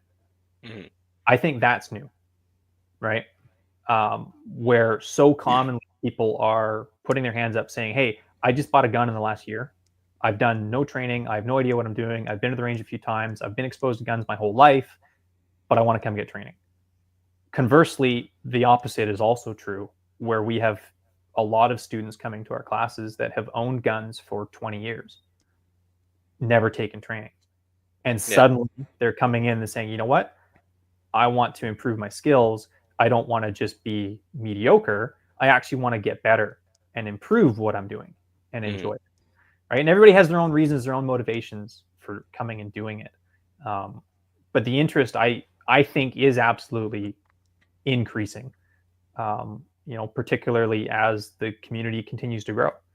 Right. We have new generations of shooters. And when I say generations of shooters, I don't just mean like actual age brackets and demographics that way. But, everybody's at a different point in their journey in firearms ownership. And it's been really cool to see where we've got guys on the line. We'll have a class of 15, 16 shooters. And you've got one guy here who's been shooting for 20 years and the guy next to him who's been shooting for 20 minutes, sometimes quite literally. Right. And they're on relatively equal footing. They're all eager to learn, and they're in for it, and they're happy to be there. So it's good to see that way. Yeah. Let's give an overview of what kind of like rifle, pistol, carbine, what types of courses you teach, and what kind of are the what's the scope of instruction of so for those the courses? longest time, the bread and butter of what we were teaching, actually, because of the 2020 OIC, it switched from what I was aiming to do with carbine courses. It actually repivoted towards handgun. So for the last few years, our bread and butter has really been handgun training. So just handgun fundamentals has been a lot of what we've done, and then we've branched out back from there. So we've been doing some handgun essentials, carbine essentials. Again, we started running the last couple of years. A little bit of intermediate level, so I call it gunfighter dynamics course.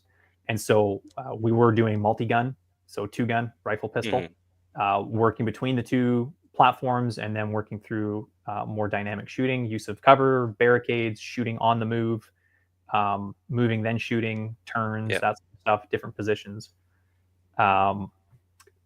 that's kind of what we have been doing. Mhm. Moving into this year, we've kind of had to refocus some of the stuff that we had on the drawing board, we were working on, and was kind of thrust upon us to having to become a reality. Yeah. So we've launched a shotgun course, fundamental shotgun, as well as a kind of intro to precision shooting, getting people Yeah. started with that. So we've kind of gone the full range, and then in the middle, which kind of combines a whole bunch of different things, particularly this year because it's a bit of a shit show. But we do our night vision training as well. Oh, cool. Well, of course, Yeah. a bunch of our cadre are military law enforcement, and so we have that professional background with use of night vision and low light shooting, and so we have again kind of three main levels. We've got our night fighter intro, night fighter essentials, and then the dynamics. And similar to the other courses I mentioned, right? So your essentials is just learning how to manipulate the tools, how to utilize them, some of how they interact together. Dynamics moves into actually employing it and doing it beyond just static shooting and hitting the target. Yeah. And then the intro was something that we kind of coined up a couple of years ago, which was an opportunity for folks who had no prior training whatsoever to come in, do a full daytime workup, and then jump into nighttime. Because what we found was there was a lot of interest from the night vision community who were also firearms owners. They wanted to come do training with us, learn how to shoot at night, but they had never attended any sort of, firearms training. Those two don't jive. Yeah, a little bit of a night training, night shooting. It's not a basic skill, right?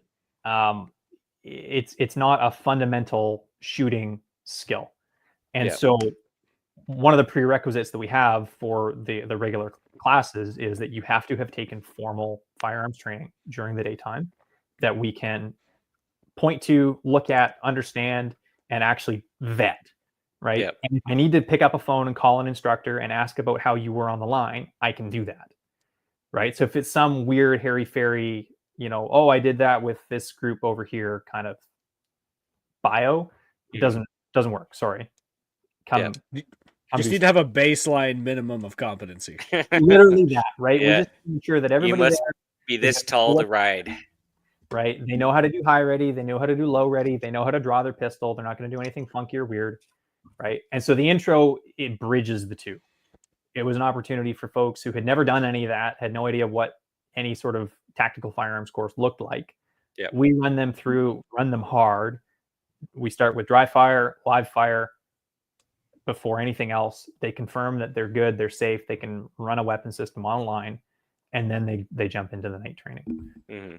So that's the night courses stuff. But the different levels, we go literally from this is how to hold the gun, this is how to stand, this is how to do your draw, this is how to do your reloads. The essentials focuses on running that piece of equipment proficiently, right? This is how to run a handgun well. And so that was the focus, right? We wanted to build a foundation that we could then take students from and say, okay, any of the students that attended this class can then come take something more fun, more cool. Right? So if they've taken our essentials level, well, now we can trust them to go run around the same range with a loaded firearm and, do backflips and shoot lasers and shit. Right? Yeah. That was the goal. Tomahawks and And so we knew that, hey, once they've come and they've taken this class, hitting the target is no longer a problem. We don't have to worry that when we're conducting this dynamic shooting and they're at 60 meters with a pistol, I don't have to question whether or not they're going to be able to hit the steel plate. They will hit the steel plate. Yep. Right? And so when they miss the steel plate, we know it's not their fundamentals, more than likely, although usually it is, let's be honest, right? It's probably whatever it is. It's probably whatever it is that we're working on at the time, and we can focus on the new curriculum rather than, well, can you hit a target? Yeah. And we accomplish that just by really removing all the variables possible. Our pistol course, we shoot at 3 meters, almost exclusively. But the standard of accuracy is a 1-inch square. Yeah. Right. And so aim small, miss small. Yeah. Everybody gives us the look when we tell them to stand at 3 meters. They're always back at like 10, 15. They're like, okay, we're going to go. We got the, torso targets, whatever. We bring them up to 3 meters. And then we tell them hit a 1-inch square. And man, if there's any ego on the line, it deflates so fast because they're at 3 meters and you can't hit a 1-inch square at 3 meters. What's wrong with you? You're obviously not as good as you think you are. A lot. Right? And it really breaks people down because there's zero excuse. There's zero excuse to miss at 3. And then people kind of look like, oh, okay, cool. And then they fire off their first magazine and it's just like, whatever. And then we do the demos and we show them like, hey guys, this is what we're expecting. Boom, boom, boom, boom. We do a build drill and, fire out the square. Hopefully, right? Sometimes we throw one and that's embarrassing to excuse our way through, right? But then we can actually work through. Okay, cool. We've everybody's on the same page. There's no egos here, right? You've assessed for yourself that you suck. Let's fix it, right? And man, it's cool watching these targets.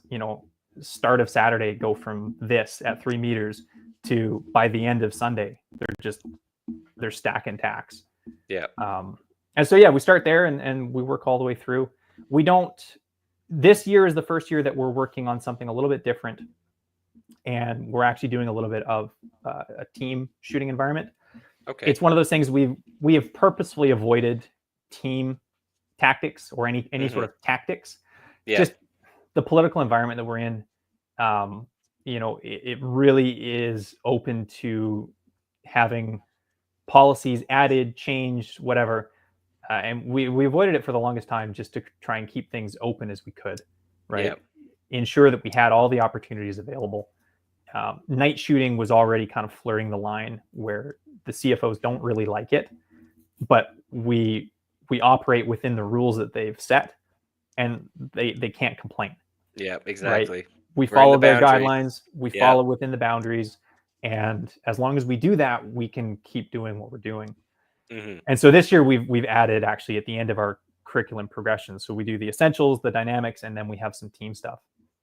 And so we'll just be getting into some pairs, live fire, some bounding, some movements, forward, backwards, lateral, that sort of stuff. Really basic core fundamentals for the team environment, but it's something that, otherwise you don't really get exposed to.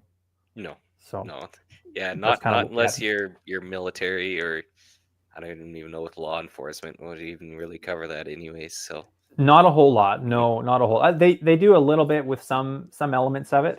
And I will say, the RCMP in particular is starting to get much better with the teaching and the programs that they're putting out internally. But yeah, again, even there, a lot of their training is kind of lackluster in a lot of applications. Do you have a lot of airsoft guys trying to get in on training too, or is it mainly the firearms people? Not really.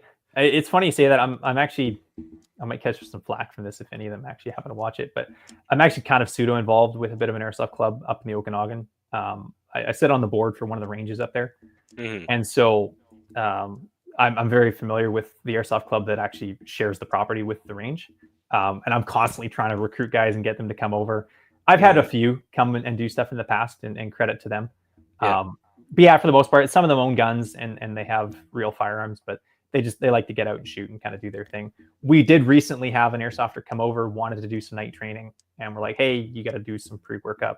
He came, he did it. He was awesome. We had to break some bad airsoft habits, but like super good student. And the thing that was interesting with him is it was just little things like, just wanting to rush certain aspects of it. Because his background was shooting an airsoft gun, had no recoil, had no repercussions to certain bad habits, right? Yeah, exactly. The rest of it was super quick and easy, right? He already knew kind of how to hold the gun, he knew how to stand, and just some minor corrections here and there was really all it needed. But airsoft is great. It's fun. You just approach it as what it is. It's a sport. It's a hobby. It's a toy. Yeah. I'm going to make a bold claim and say that some of those airsoft players have, one, their kid is more squared away than most people realize. Two, they can probably handle a gun better than most people who have been shooting for 10 years. Airsoft is effectively the equivalent of dry fire, really, if you treat it as such, right? You'll get a lot of MEAL Team 6 out on airsoft fields, right? Oh, but yes. But you also get some dudes that are pretty switched on. They're passionate about it. They want to have fun. They want to be proficient at what they're doing, and they're tactical nerds. Yep. You know, we all And are. Like, and they're getting out and doing it. That's also the other thing getting is out and doing it. They're getting pseudo force on force training. Maybe not at peer level of what you might experience beyond that scope. But like, there's a lot of guys out there in the airsoft community that are like impressionists, right? So they'll fixate on a particular kit that they see, and then they'll mimic that. They'll copy it.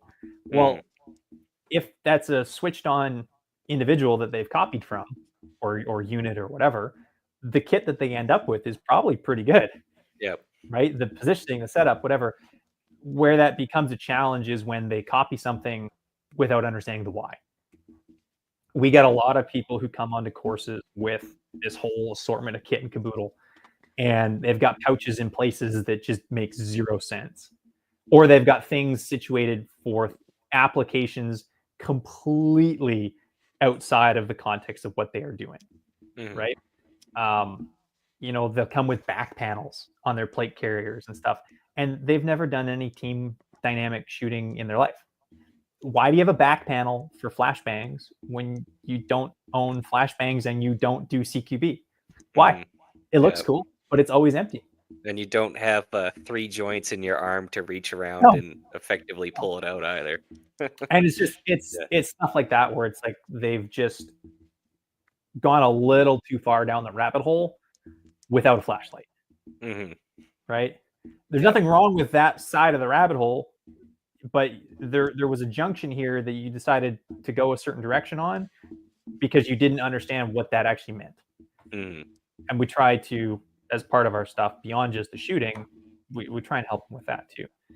We see on the course of a weekend course a lot of kit changes where they'll start out one way and then they come back the next day and it's like all changed. And they're like, yeah, this is better. And then they'll finish the Sunday and they're like, no, this is still shit. Right? And so they go away and they kind of revitalize what they're doing. But it's cool. It's fun to watch the progression of students too. We've had some guys that have been coming to courses for a number of years now. And just seeing them progress from, you know, the super bulky, heavy Condor vest, you know, with no plates in it and a bunch of generic, you know, double flap pouches. And then, hey, they picked up a Faro or whatever, and they're upgrading their kit slowly and progressing with what they've learned and actually getting into quality stuff that works and fits. Because buy one's, cry one's is a real thing, as much as we hate to admit it. It is. It really is. But I mean, even at the same time, you're never done. Like I bought once, I cried once, and I've bought again and cried again. And I'm still buying and crying. Right? Yeah. It's a constant evolution. Like even my own personal gun belt, I had it set up a particular way for years. And I just changed it this year because new stuff has come out. Things are changing. We're learning new things. We're trying new things. For probably 5 years, I was running a double mag pouch, double S-stacks, right? Verticals, right? Great pouches, fantastic. I recommend them to anybody. Well, this past year, I've switched and I'm now trying out some of their canted pouches, right? So I'm now running my pistol pouches at a cant. I had a double S-tack rifle pouch, right? So two rifle mags on my side because, well, I built the whole kit when I was running an AR. And it's taken me 5 years to change it and get out of that. But I picked up Spirit as just a pouch, right? Because I wanted the insert swappability to be able to run rifle, pistol, or 3 PCC mags. Because Active Advance, they sell this triple elastic insert for pistol. And so I could run 3 PCC mags in the Gista pouch.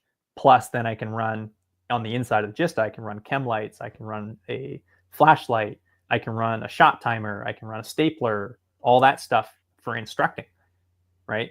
My applications, my needs for a belt revolve around teaching, right? And so what I need and how I build my kit, it might be completely different from what somebody else on the actual shooting line needs.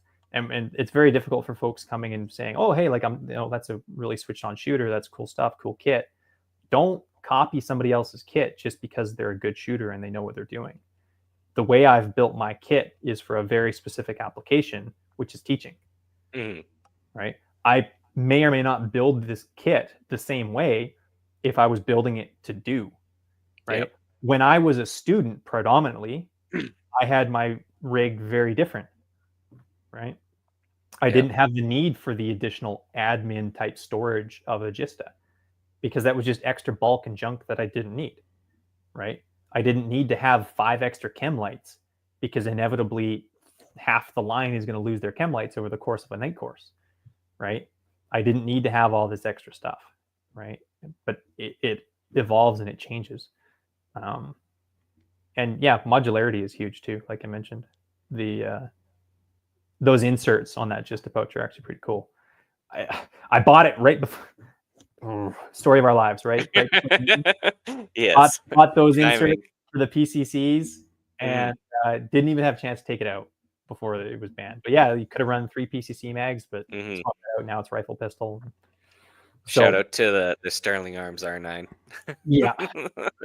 But Yeah, buy there's what makes a sense. Henry Homesteader still too, so I'll throw that out there. So What mags were those using? I don't actually know. the Homesteaders, I'm pretty sure they're using just Glock mags. Glock mags. Okay. Yeah, so And then the Sterling or the MP5 with a Yeah, bolt hole open. yes. So Yeah. especially designed for. So They're nice mags. They feel great. Mhm. Not gonna lie. that they are. So with that night course, do you need to bring your own night vision, or can you rent? Or So we work a lot with Cold Harbor Supply out of Ontario. And so sometimes they are able to come out to our courses. And when they do, they will generally make night vision available for rental. So Mhm. for this particular one, they're coming out. We've got actually a course series this weekend. So 29th and the 30th, we're running back to back. So we're doing the essentials on the 29th, dynamics on the 30th. And so they're going to be up there with us in Kelowna, BC. And so, yeah, they've got a bunch of rental devices that they're bringing. And so folks who have the requisite training, they have, the background with whatever they need. They just don't happen to own night vision. Mhm. They can rent those from them, come out, try it, play around with it. Really good opportunity for guys who are wanting to get into it, but maybe they're still saving up for it or whatever. Yeah, want to dip their toes in the water before they. Really good. We also get guys who own, like maybe they own a PVS 14, just a monocular, and they want to try out lino tubes, right? Dual tubes. And so they'll rent dual tubes from Cold Harbor and they can run that for the evening, right? Lots of other stuff like that. But we're really fortunate to have awesome companies like Cold Harbor come out and help support the community, the courses. They bring out a whole bunch of toys and stuff too. Steven sends me an email. He's like, "Hey, like, what do you guys want?" I just go shop. That's a fun one. Hey, what you want to play with some cool stuff? So like we've got one of our guys Panos. has panos and stuff like that. Like all sorts of cool toys. They're bringing out a thermal clip-on, so we're gonna slap that onto one of our guys. He's got a 5.56 gas gun that's still legal, and so he's got an optic on that. We're gonna slap the clip-on on, and we're gonna get on the Sunday the dynamic. We're gonna set up a little bit of a range for guys to run the 5.56 with the clip-on, experience kind of what that looks like, magnified optic with thermal. So yeah, it adds a lot of depth to what we can include with the training and expose people to much more than just like your personal device. Like this is the wider world of night shooting, and it presents some really cool opportunities. But they send us loaners as well, which is really cool. So we have a couple devices on hand that they ship to us a couple times a year. We can run those for a few months for our own team. Take people out. We'll go on night walks and stuff, and those are just free to use. So we'll do a night walk with some of the local crowd, and if people show up, they want to try it, whatever, they get handed a device, and we go out walk around. That sounds like a good time. That is awesome. Yeah. What's the biggest kind of hurdles? And like I don't even know what is the challenges in learning how to shoot at night and using night vision optics? I don't even know where to start. So to get started with it, probably the biggest challenge and hurdle is the cost and knowing what to get. Yep. I think just like to even just physically do it, I think that's the biggest thing, because you're looking, it's not like a lot of things where you can get just kind of scrape by and like do it on the cheap. You Mhm. scrape by, you do it on the cheap with your night vision setup, you are going to suffer, right? And it's probably not going to work very well. You can get starter kits that are like $2,800 for a single tube, Mhm. but you're not going to be able to engage that target at 100 meters. You're probably not even going to see it, right? Yes, it works. It's totally fine. You could use it for airsoft. You could use it for going on hikes or whatever. It's a fun, cool toy for recreation. To apply that in live fire and actual shooting, Mhm. there's a bit of a distance there in terms of, not just practicality of employment and capability, but almost a little bit of safety factor, right? Once you have the stuff, Mhm. right, and you've actually got the setup and you're ready, the challenge, the biggest challenge is it's dark, Just dark. right? I So bet that once does you add to it. once you've gotten over the fact that it's dark, right? Yeah. Um, it can be the setup, right? How do you make this all work together? Understanding the impacts of it. The physical employment, there's a shift in your depth perception, right? Because now one eye can see, one eye can't. If you're running a single tube, or if you're Mhm. running a dual tube setup, then you don't have your natural depth perception is gone. You're staring at a lens right in front of your eyes, right? And so you Yep. really lack that depth perception. And so it's time and repetition, just wearing it, using it, getting familiar with the sensation of looking through the night vision. Mhm. On the shooting side of things and actually being effective, I would say the biggest struggle is probably the usage of your aiming devices, whatever that happens to be. Yep. So there's two primary ways to aim while doing night shooting with night vision. It's going to be active aiming and passive aiming. So active aiming is kind of as it sounds. There's an active involvement, which is generally going to be accomplished through a visible or visible to your night vision, but an infrared laser, right? Mhm. Invisible to the naked eye, visible through your night vision, but it actually Yeah. produces a beam, a dot, and you can actively aim with that laser. Passive aiming being you are looking through your daytime optic with your night vision.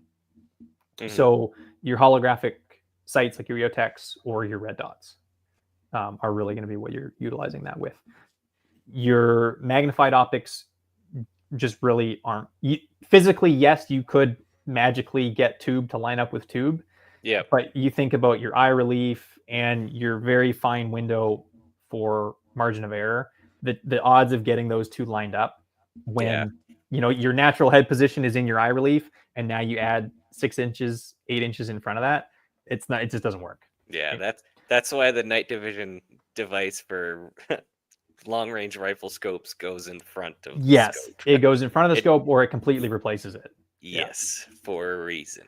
Yeah. And So, so like passive aiming, as long as you can get tube inside of tube with your dot and find your mhm. dot, relatively simple, because your holds are the same, your impact's the same, point of aim, point of impact, all of that remains the same from your daytime. The biggest challenge can sometimes just be managing your dot and actually getting that good sight picture through the Yep. tube. But yeah, it's relatively straightforward, right? It's the same as shooting at daytime. Your active aiming is where it can become more challenging, just understanding offsets and types of zeros, and then actually manipulating that and then Mhm. translating that to hits on paper. The offset component is a big thing. It's something that we cover big with our carbine course as well. Actually, I'll teach folks how to shoot a rifle canted. So Mhm. we all know 100 meters zero, you shoot at 100 meters, point of aim, point of impact. Yep. But if you turn your rifle 90 degrees and you have 100 meter zero and you shoot at 100 meters, your point of aim is no longer your point of impact. No. It's not a magic magnet that draws it to the dot, right? You're now no longer hitting where you're aiming because you've canted. And so we kind of coach people through how and the why and what that does. Your laser is the same thing. But the problem with your laser is now you have an offset that's different from your optic, right? So your optic might be at whatever height, amount you've gone with, Inch 1.9, and a half. Yeah, 1.9, Yep. 2.26, whatever it is, right? Well, your laser is now just sitting above the rail in terms of height, and most laser aiming modules by design have a lateral offset. So the aiming laser is on the right side of the barrel, for example. So now you have to pick, well, what distance do I zero at? And what's the impact of that? Like if you have a dot that's zeroed at, 50 meters, red dot. Well, do you zero your laser at 50 meters? Okay, cool. Then you're thinking, oh, I'm zeroed at 50. So it's the same as my red dot, except it's not at any distance other than 50. Yes. Right? Because you have that height over bore. And height over bore is something that's really important for a lot of shooters. If you want to get good at shooting beyond just bench shooting and beyond just very simple, this is the distance, this is the shot, if you want to progress in your skill as a shooter dynamically in that regard, learn and understand height over bore and how that impacts your trajectory and how that impacts your impacts. Yeah, that's the biggest thing. Especially huge if you're, again, inducing any sort of cant. Yeah. So perfect vertical up and down. Super easy every easy day. every time, Yeah. but all of a sudden you're leaned over at a 45. Yeah. It kind of blows people's minds when we do the demo and I'm like, okay, I'm aiming center of mass, and then it's hitting like at the pelvis on the side. It's just people they don't. Yeah. It takes them a few minutes. Yeah, it's definitely a bit of a cognitive dissonance there. So yeah.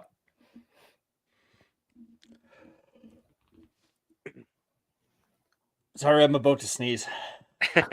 It's okay. It's okay. I was about to say something.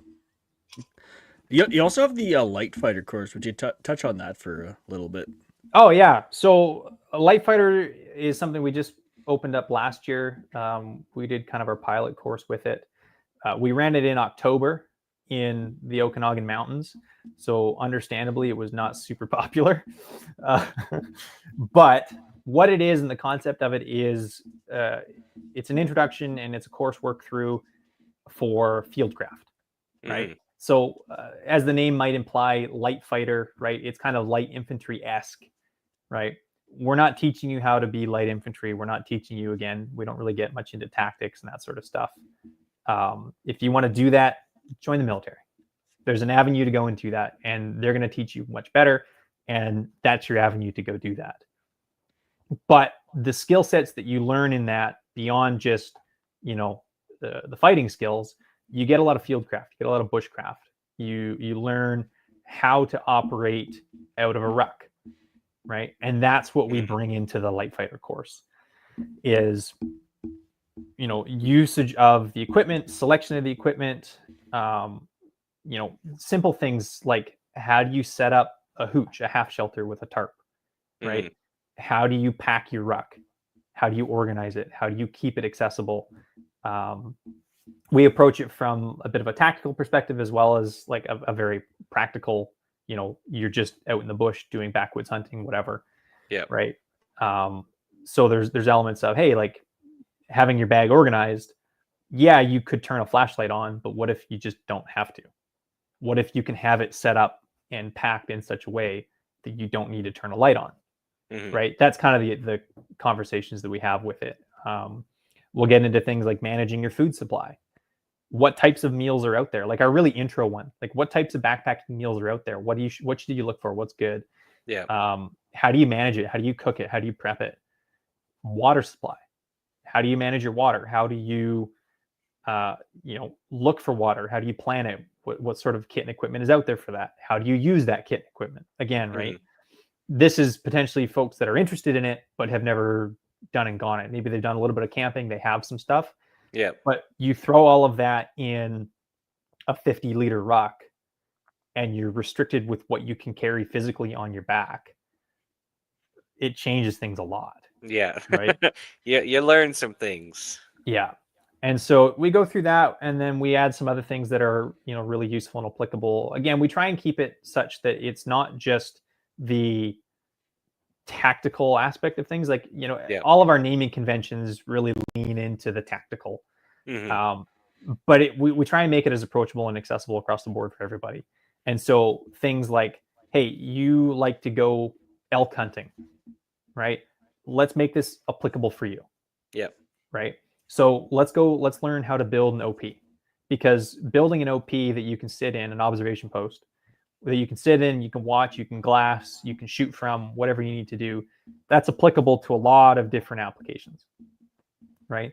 And so we'll approach it from this is for hunting purposes, this is for airsoft purposes, right? But obviously you can take from that what you will. Yeah. Right? We're just getting out with the guys. I know a Exactly. number of years back we found a pretty nice spot on Google Maps, and like, well, we're gonna have to hike in this last couple kilometers, and got to a really nice river bend, and it's like, okay, we're packing it all in on our backs. So Yeah. what we need for this weekend, it's gotta fit, and it's gotta be comfortable on a 2-kilometer trudge. Yeah. So, and we found a great spot. Admittedly, it was beautiful. There was still a decent amount of ice on the river. Next time we'll definitely be bringing a fishing rod, but yeah, would have planning like that enhance those experiences. So Yeah. Yeah. Do you So, sprinkle a little bit of land nav in there as well? A little bit. It's we didn't with our pilot intro course that we did. It's something that we've got built into the essentials level that we're looking at hopefully running this summer. Mhm. I don't have anything up on the calendar yet for it, just because we just got all of our shooting courses in, and then we try to fill things in around that. Yeah. Land nav is one of those things we can touch on, but what I will say is there's a lot of really good resources for that and lessons you can take outside of what we can teach. Like, Mhm. I can do land nav, my guys can do land nav, I can teach land nav, but I'm probably not the best resource for it to learn it, right? I can give you some tips and tricks and help make it a little easier, but I'm far more likely to say to somebody, go look up Target Azimuth on Instagram.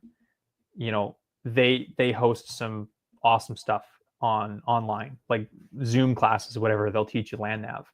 Yeah. They print out the maps and they'll teach you how to do it. And this is the classroom portion.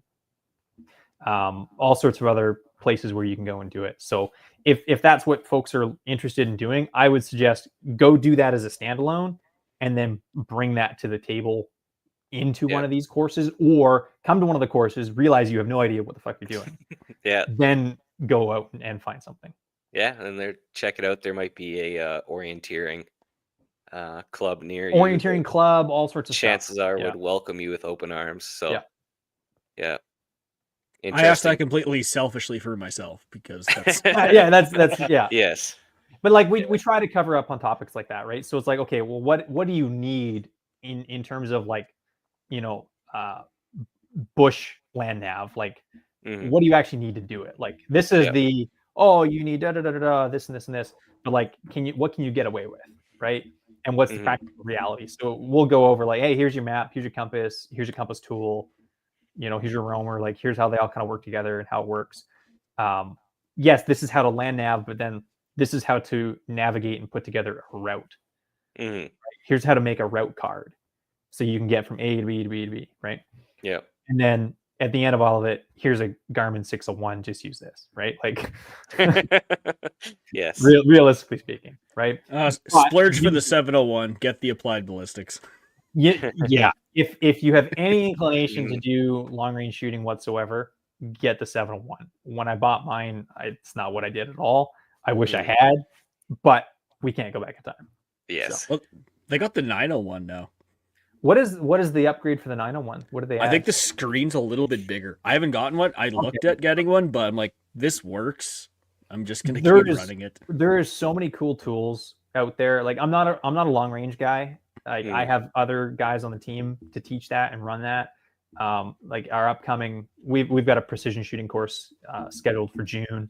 I'm gonna be on the line participating. Like I'm just a dude on that course. But then there's so many cool gadgets out there that you can get. Like a couple of guys we have teaching it, they've got it's the Vortex.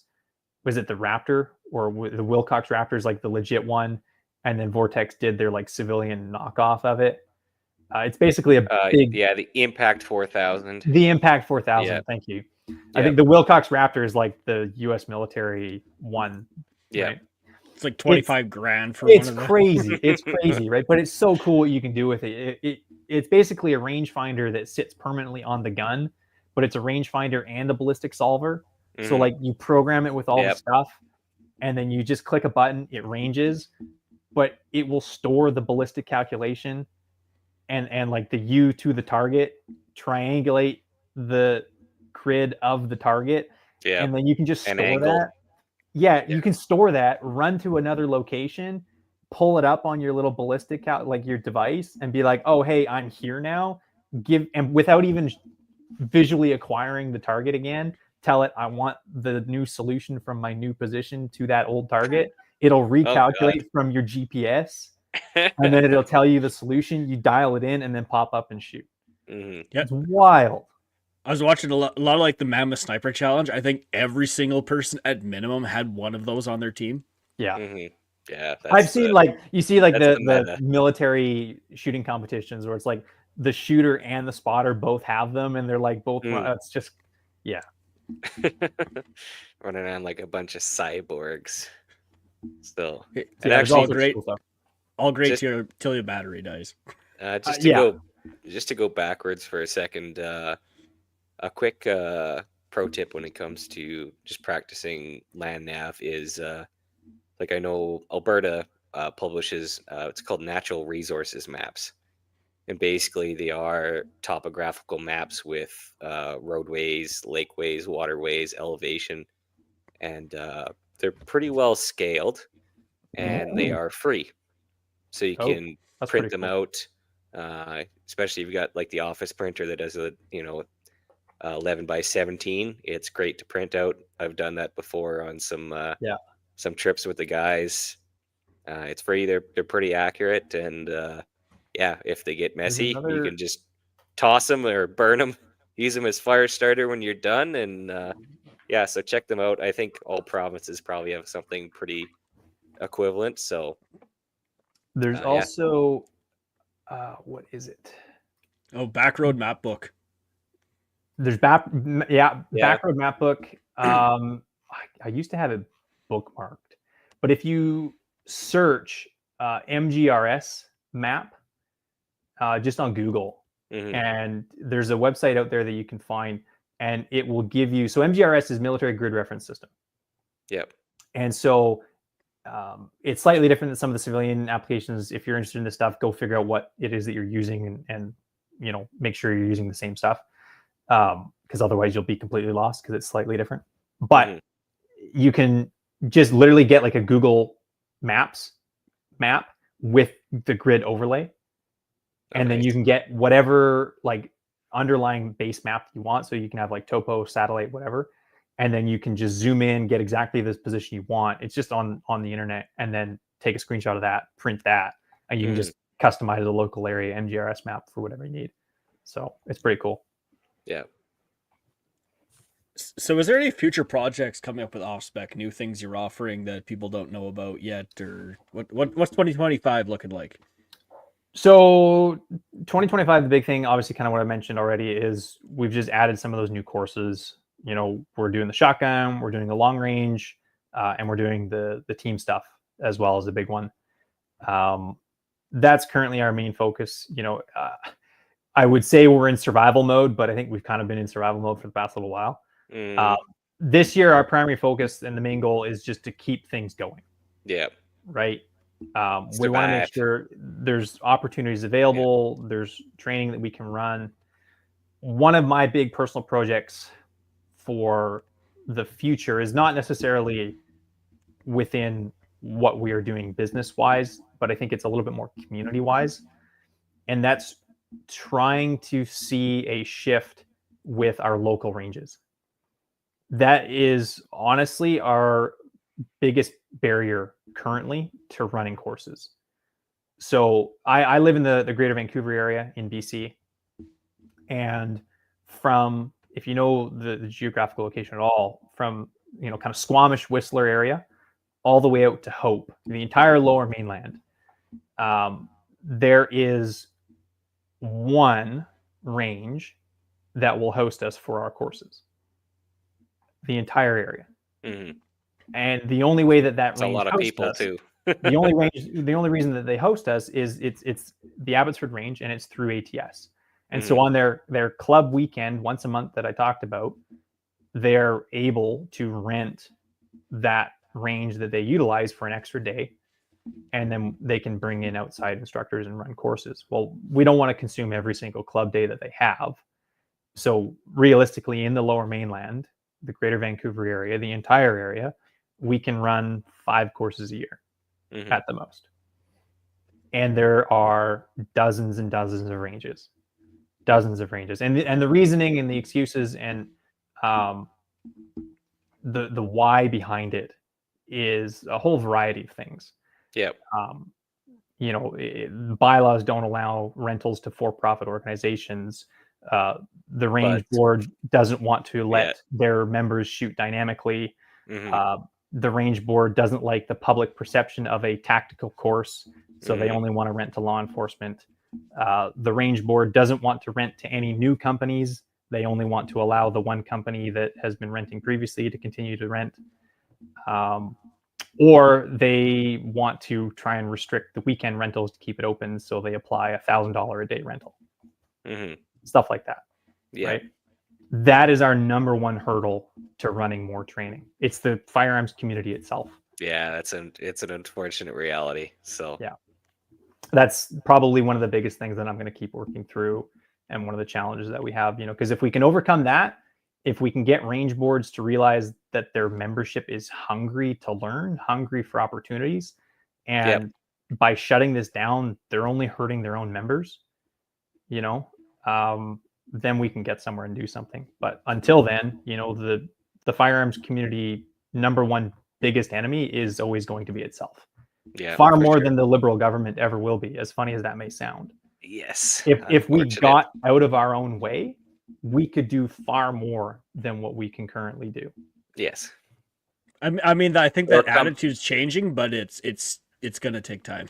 It's going to take a lot of time. Yeah. It's going to take a lot of time. And people just need to get involved in their ranges. Get on the board, become a director.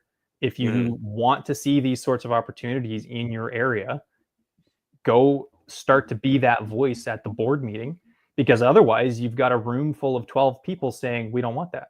Yeah. And until somebody comes along and says, well, actually we do, they may not know and they may not care. They still may not care. At the one range that I mentioned that was $1,000 a day for the rental, we had a individual who was wanting us to come and run courses at that range. And he said, hey, like, instead of applying this 50% surcharge to everybody, perhaps if the sub club wants a company to come in and run something for us, maybe they could be exempt, because we're endorsing them coming. And the entire rest of the board said no. Yeah. Right? So even in that instance, somebody's trying. They're trying to have an impact on their community.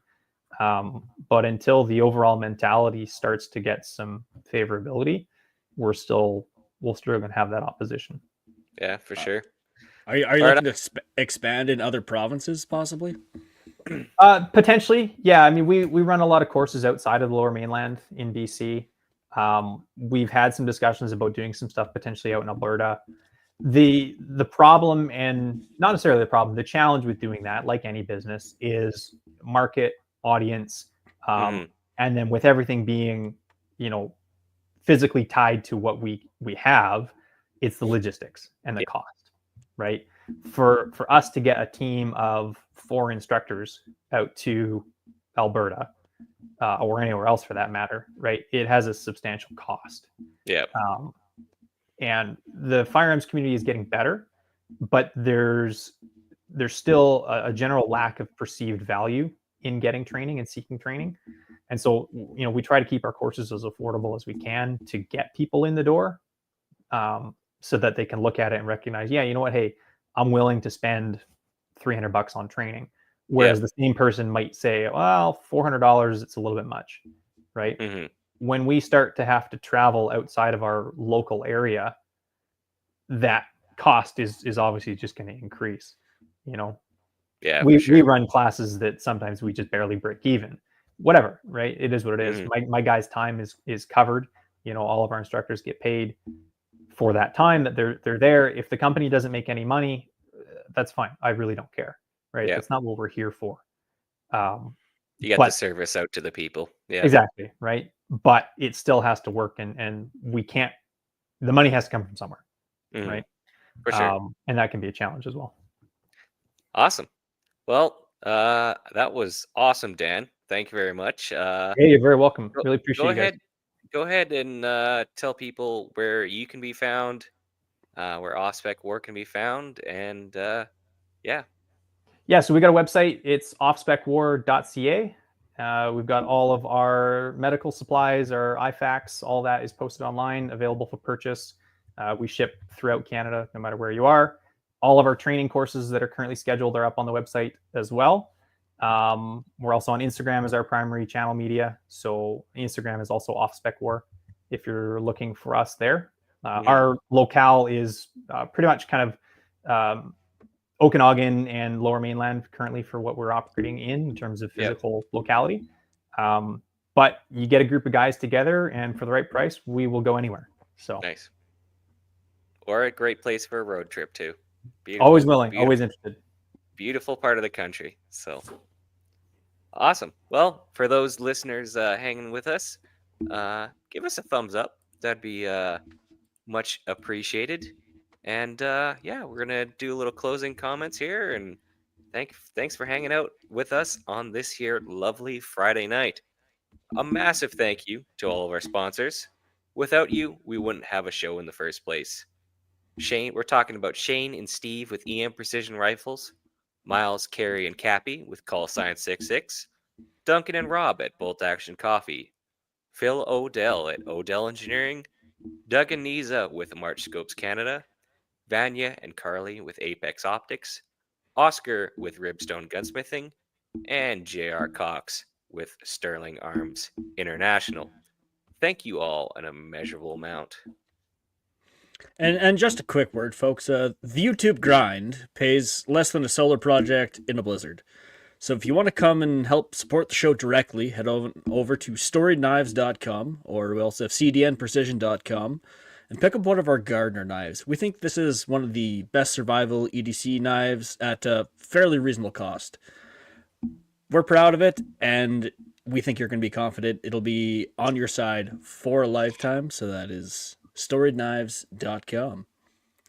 Dan, we'll leave the closing comments to you.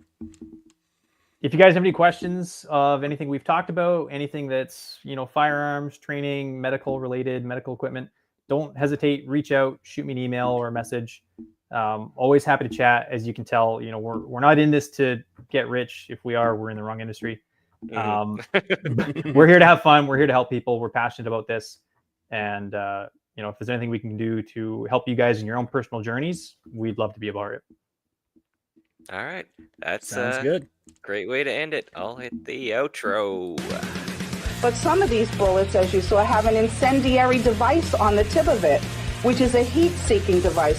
What you just said is one of the most insanely idiotic things I have ever heard. Everyone in this room is now dumber for having listened to it. Welcome to your weekly dose of BS, the Ballistically Speaking podcast.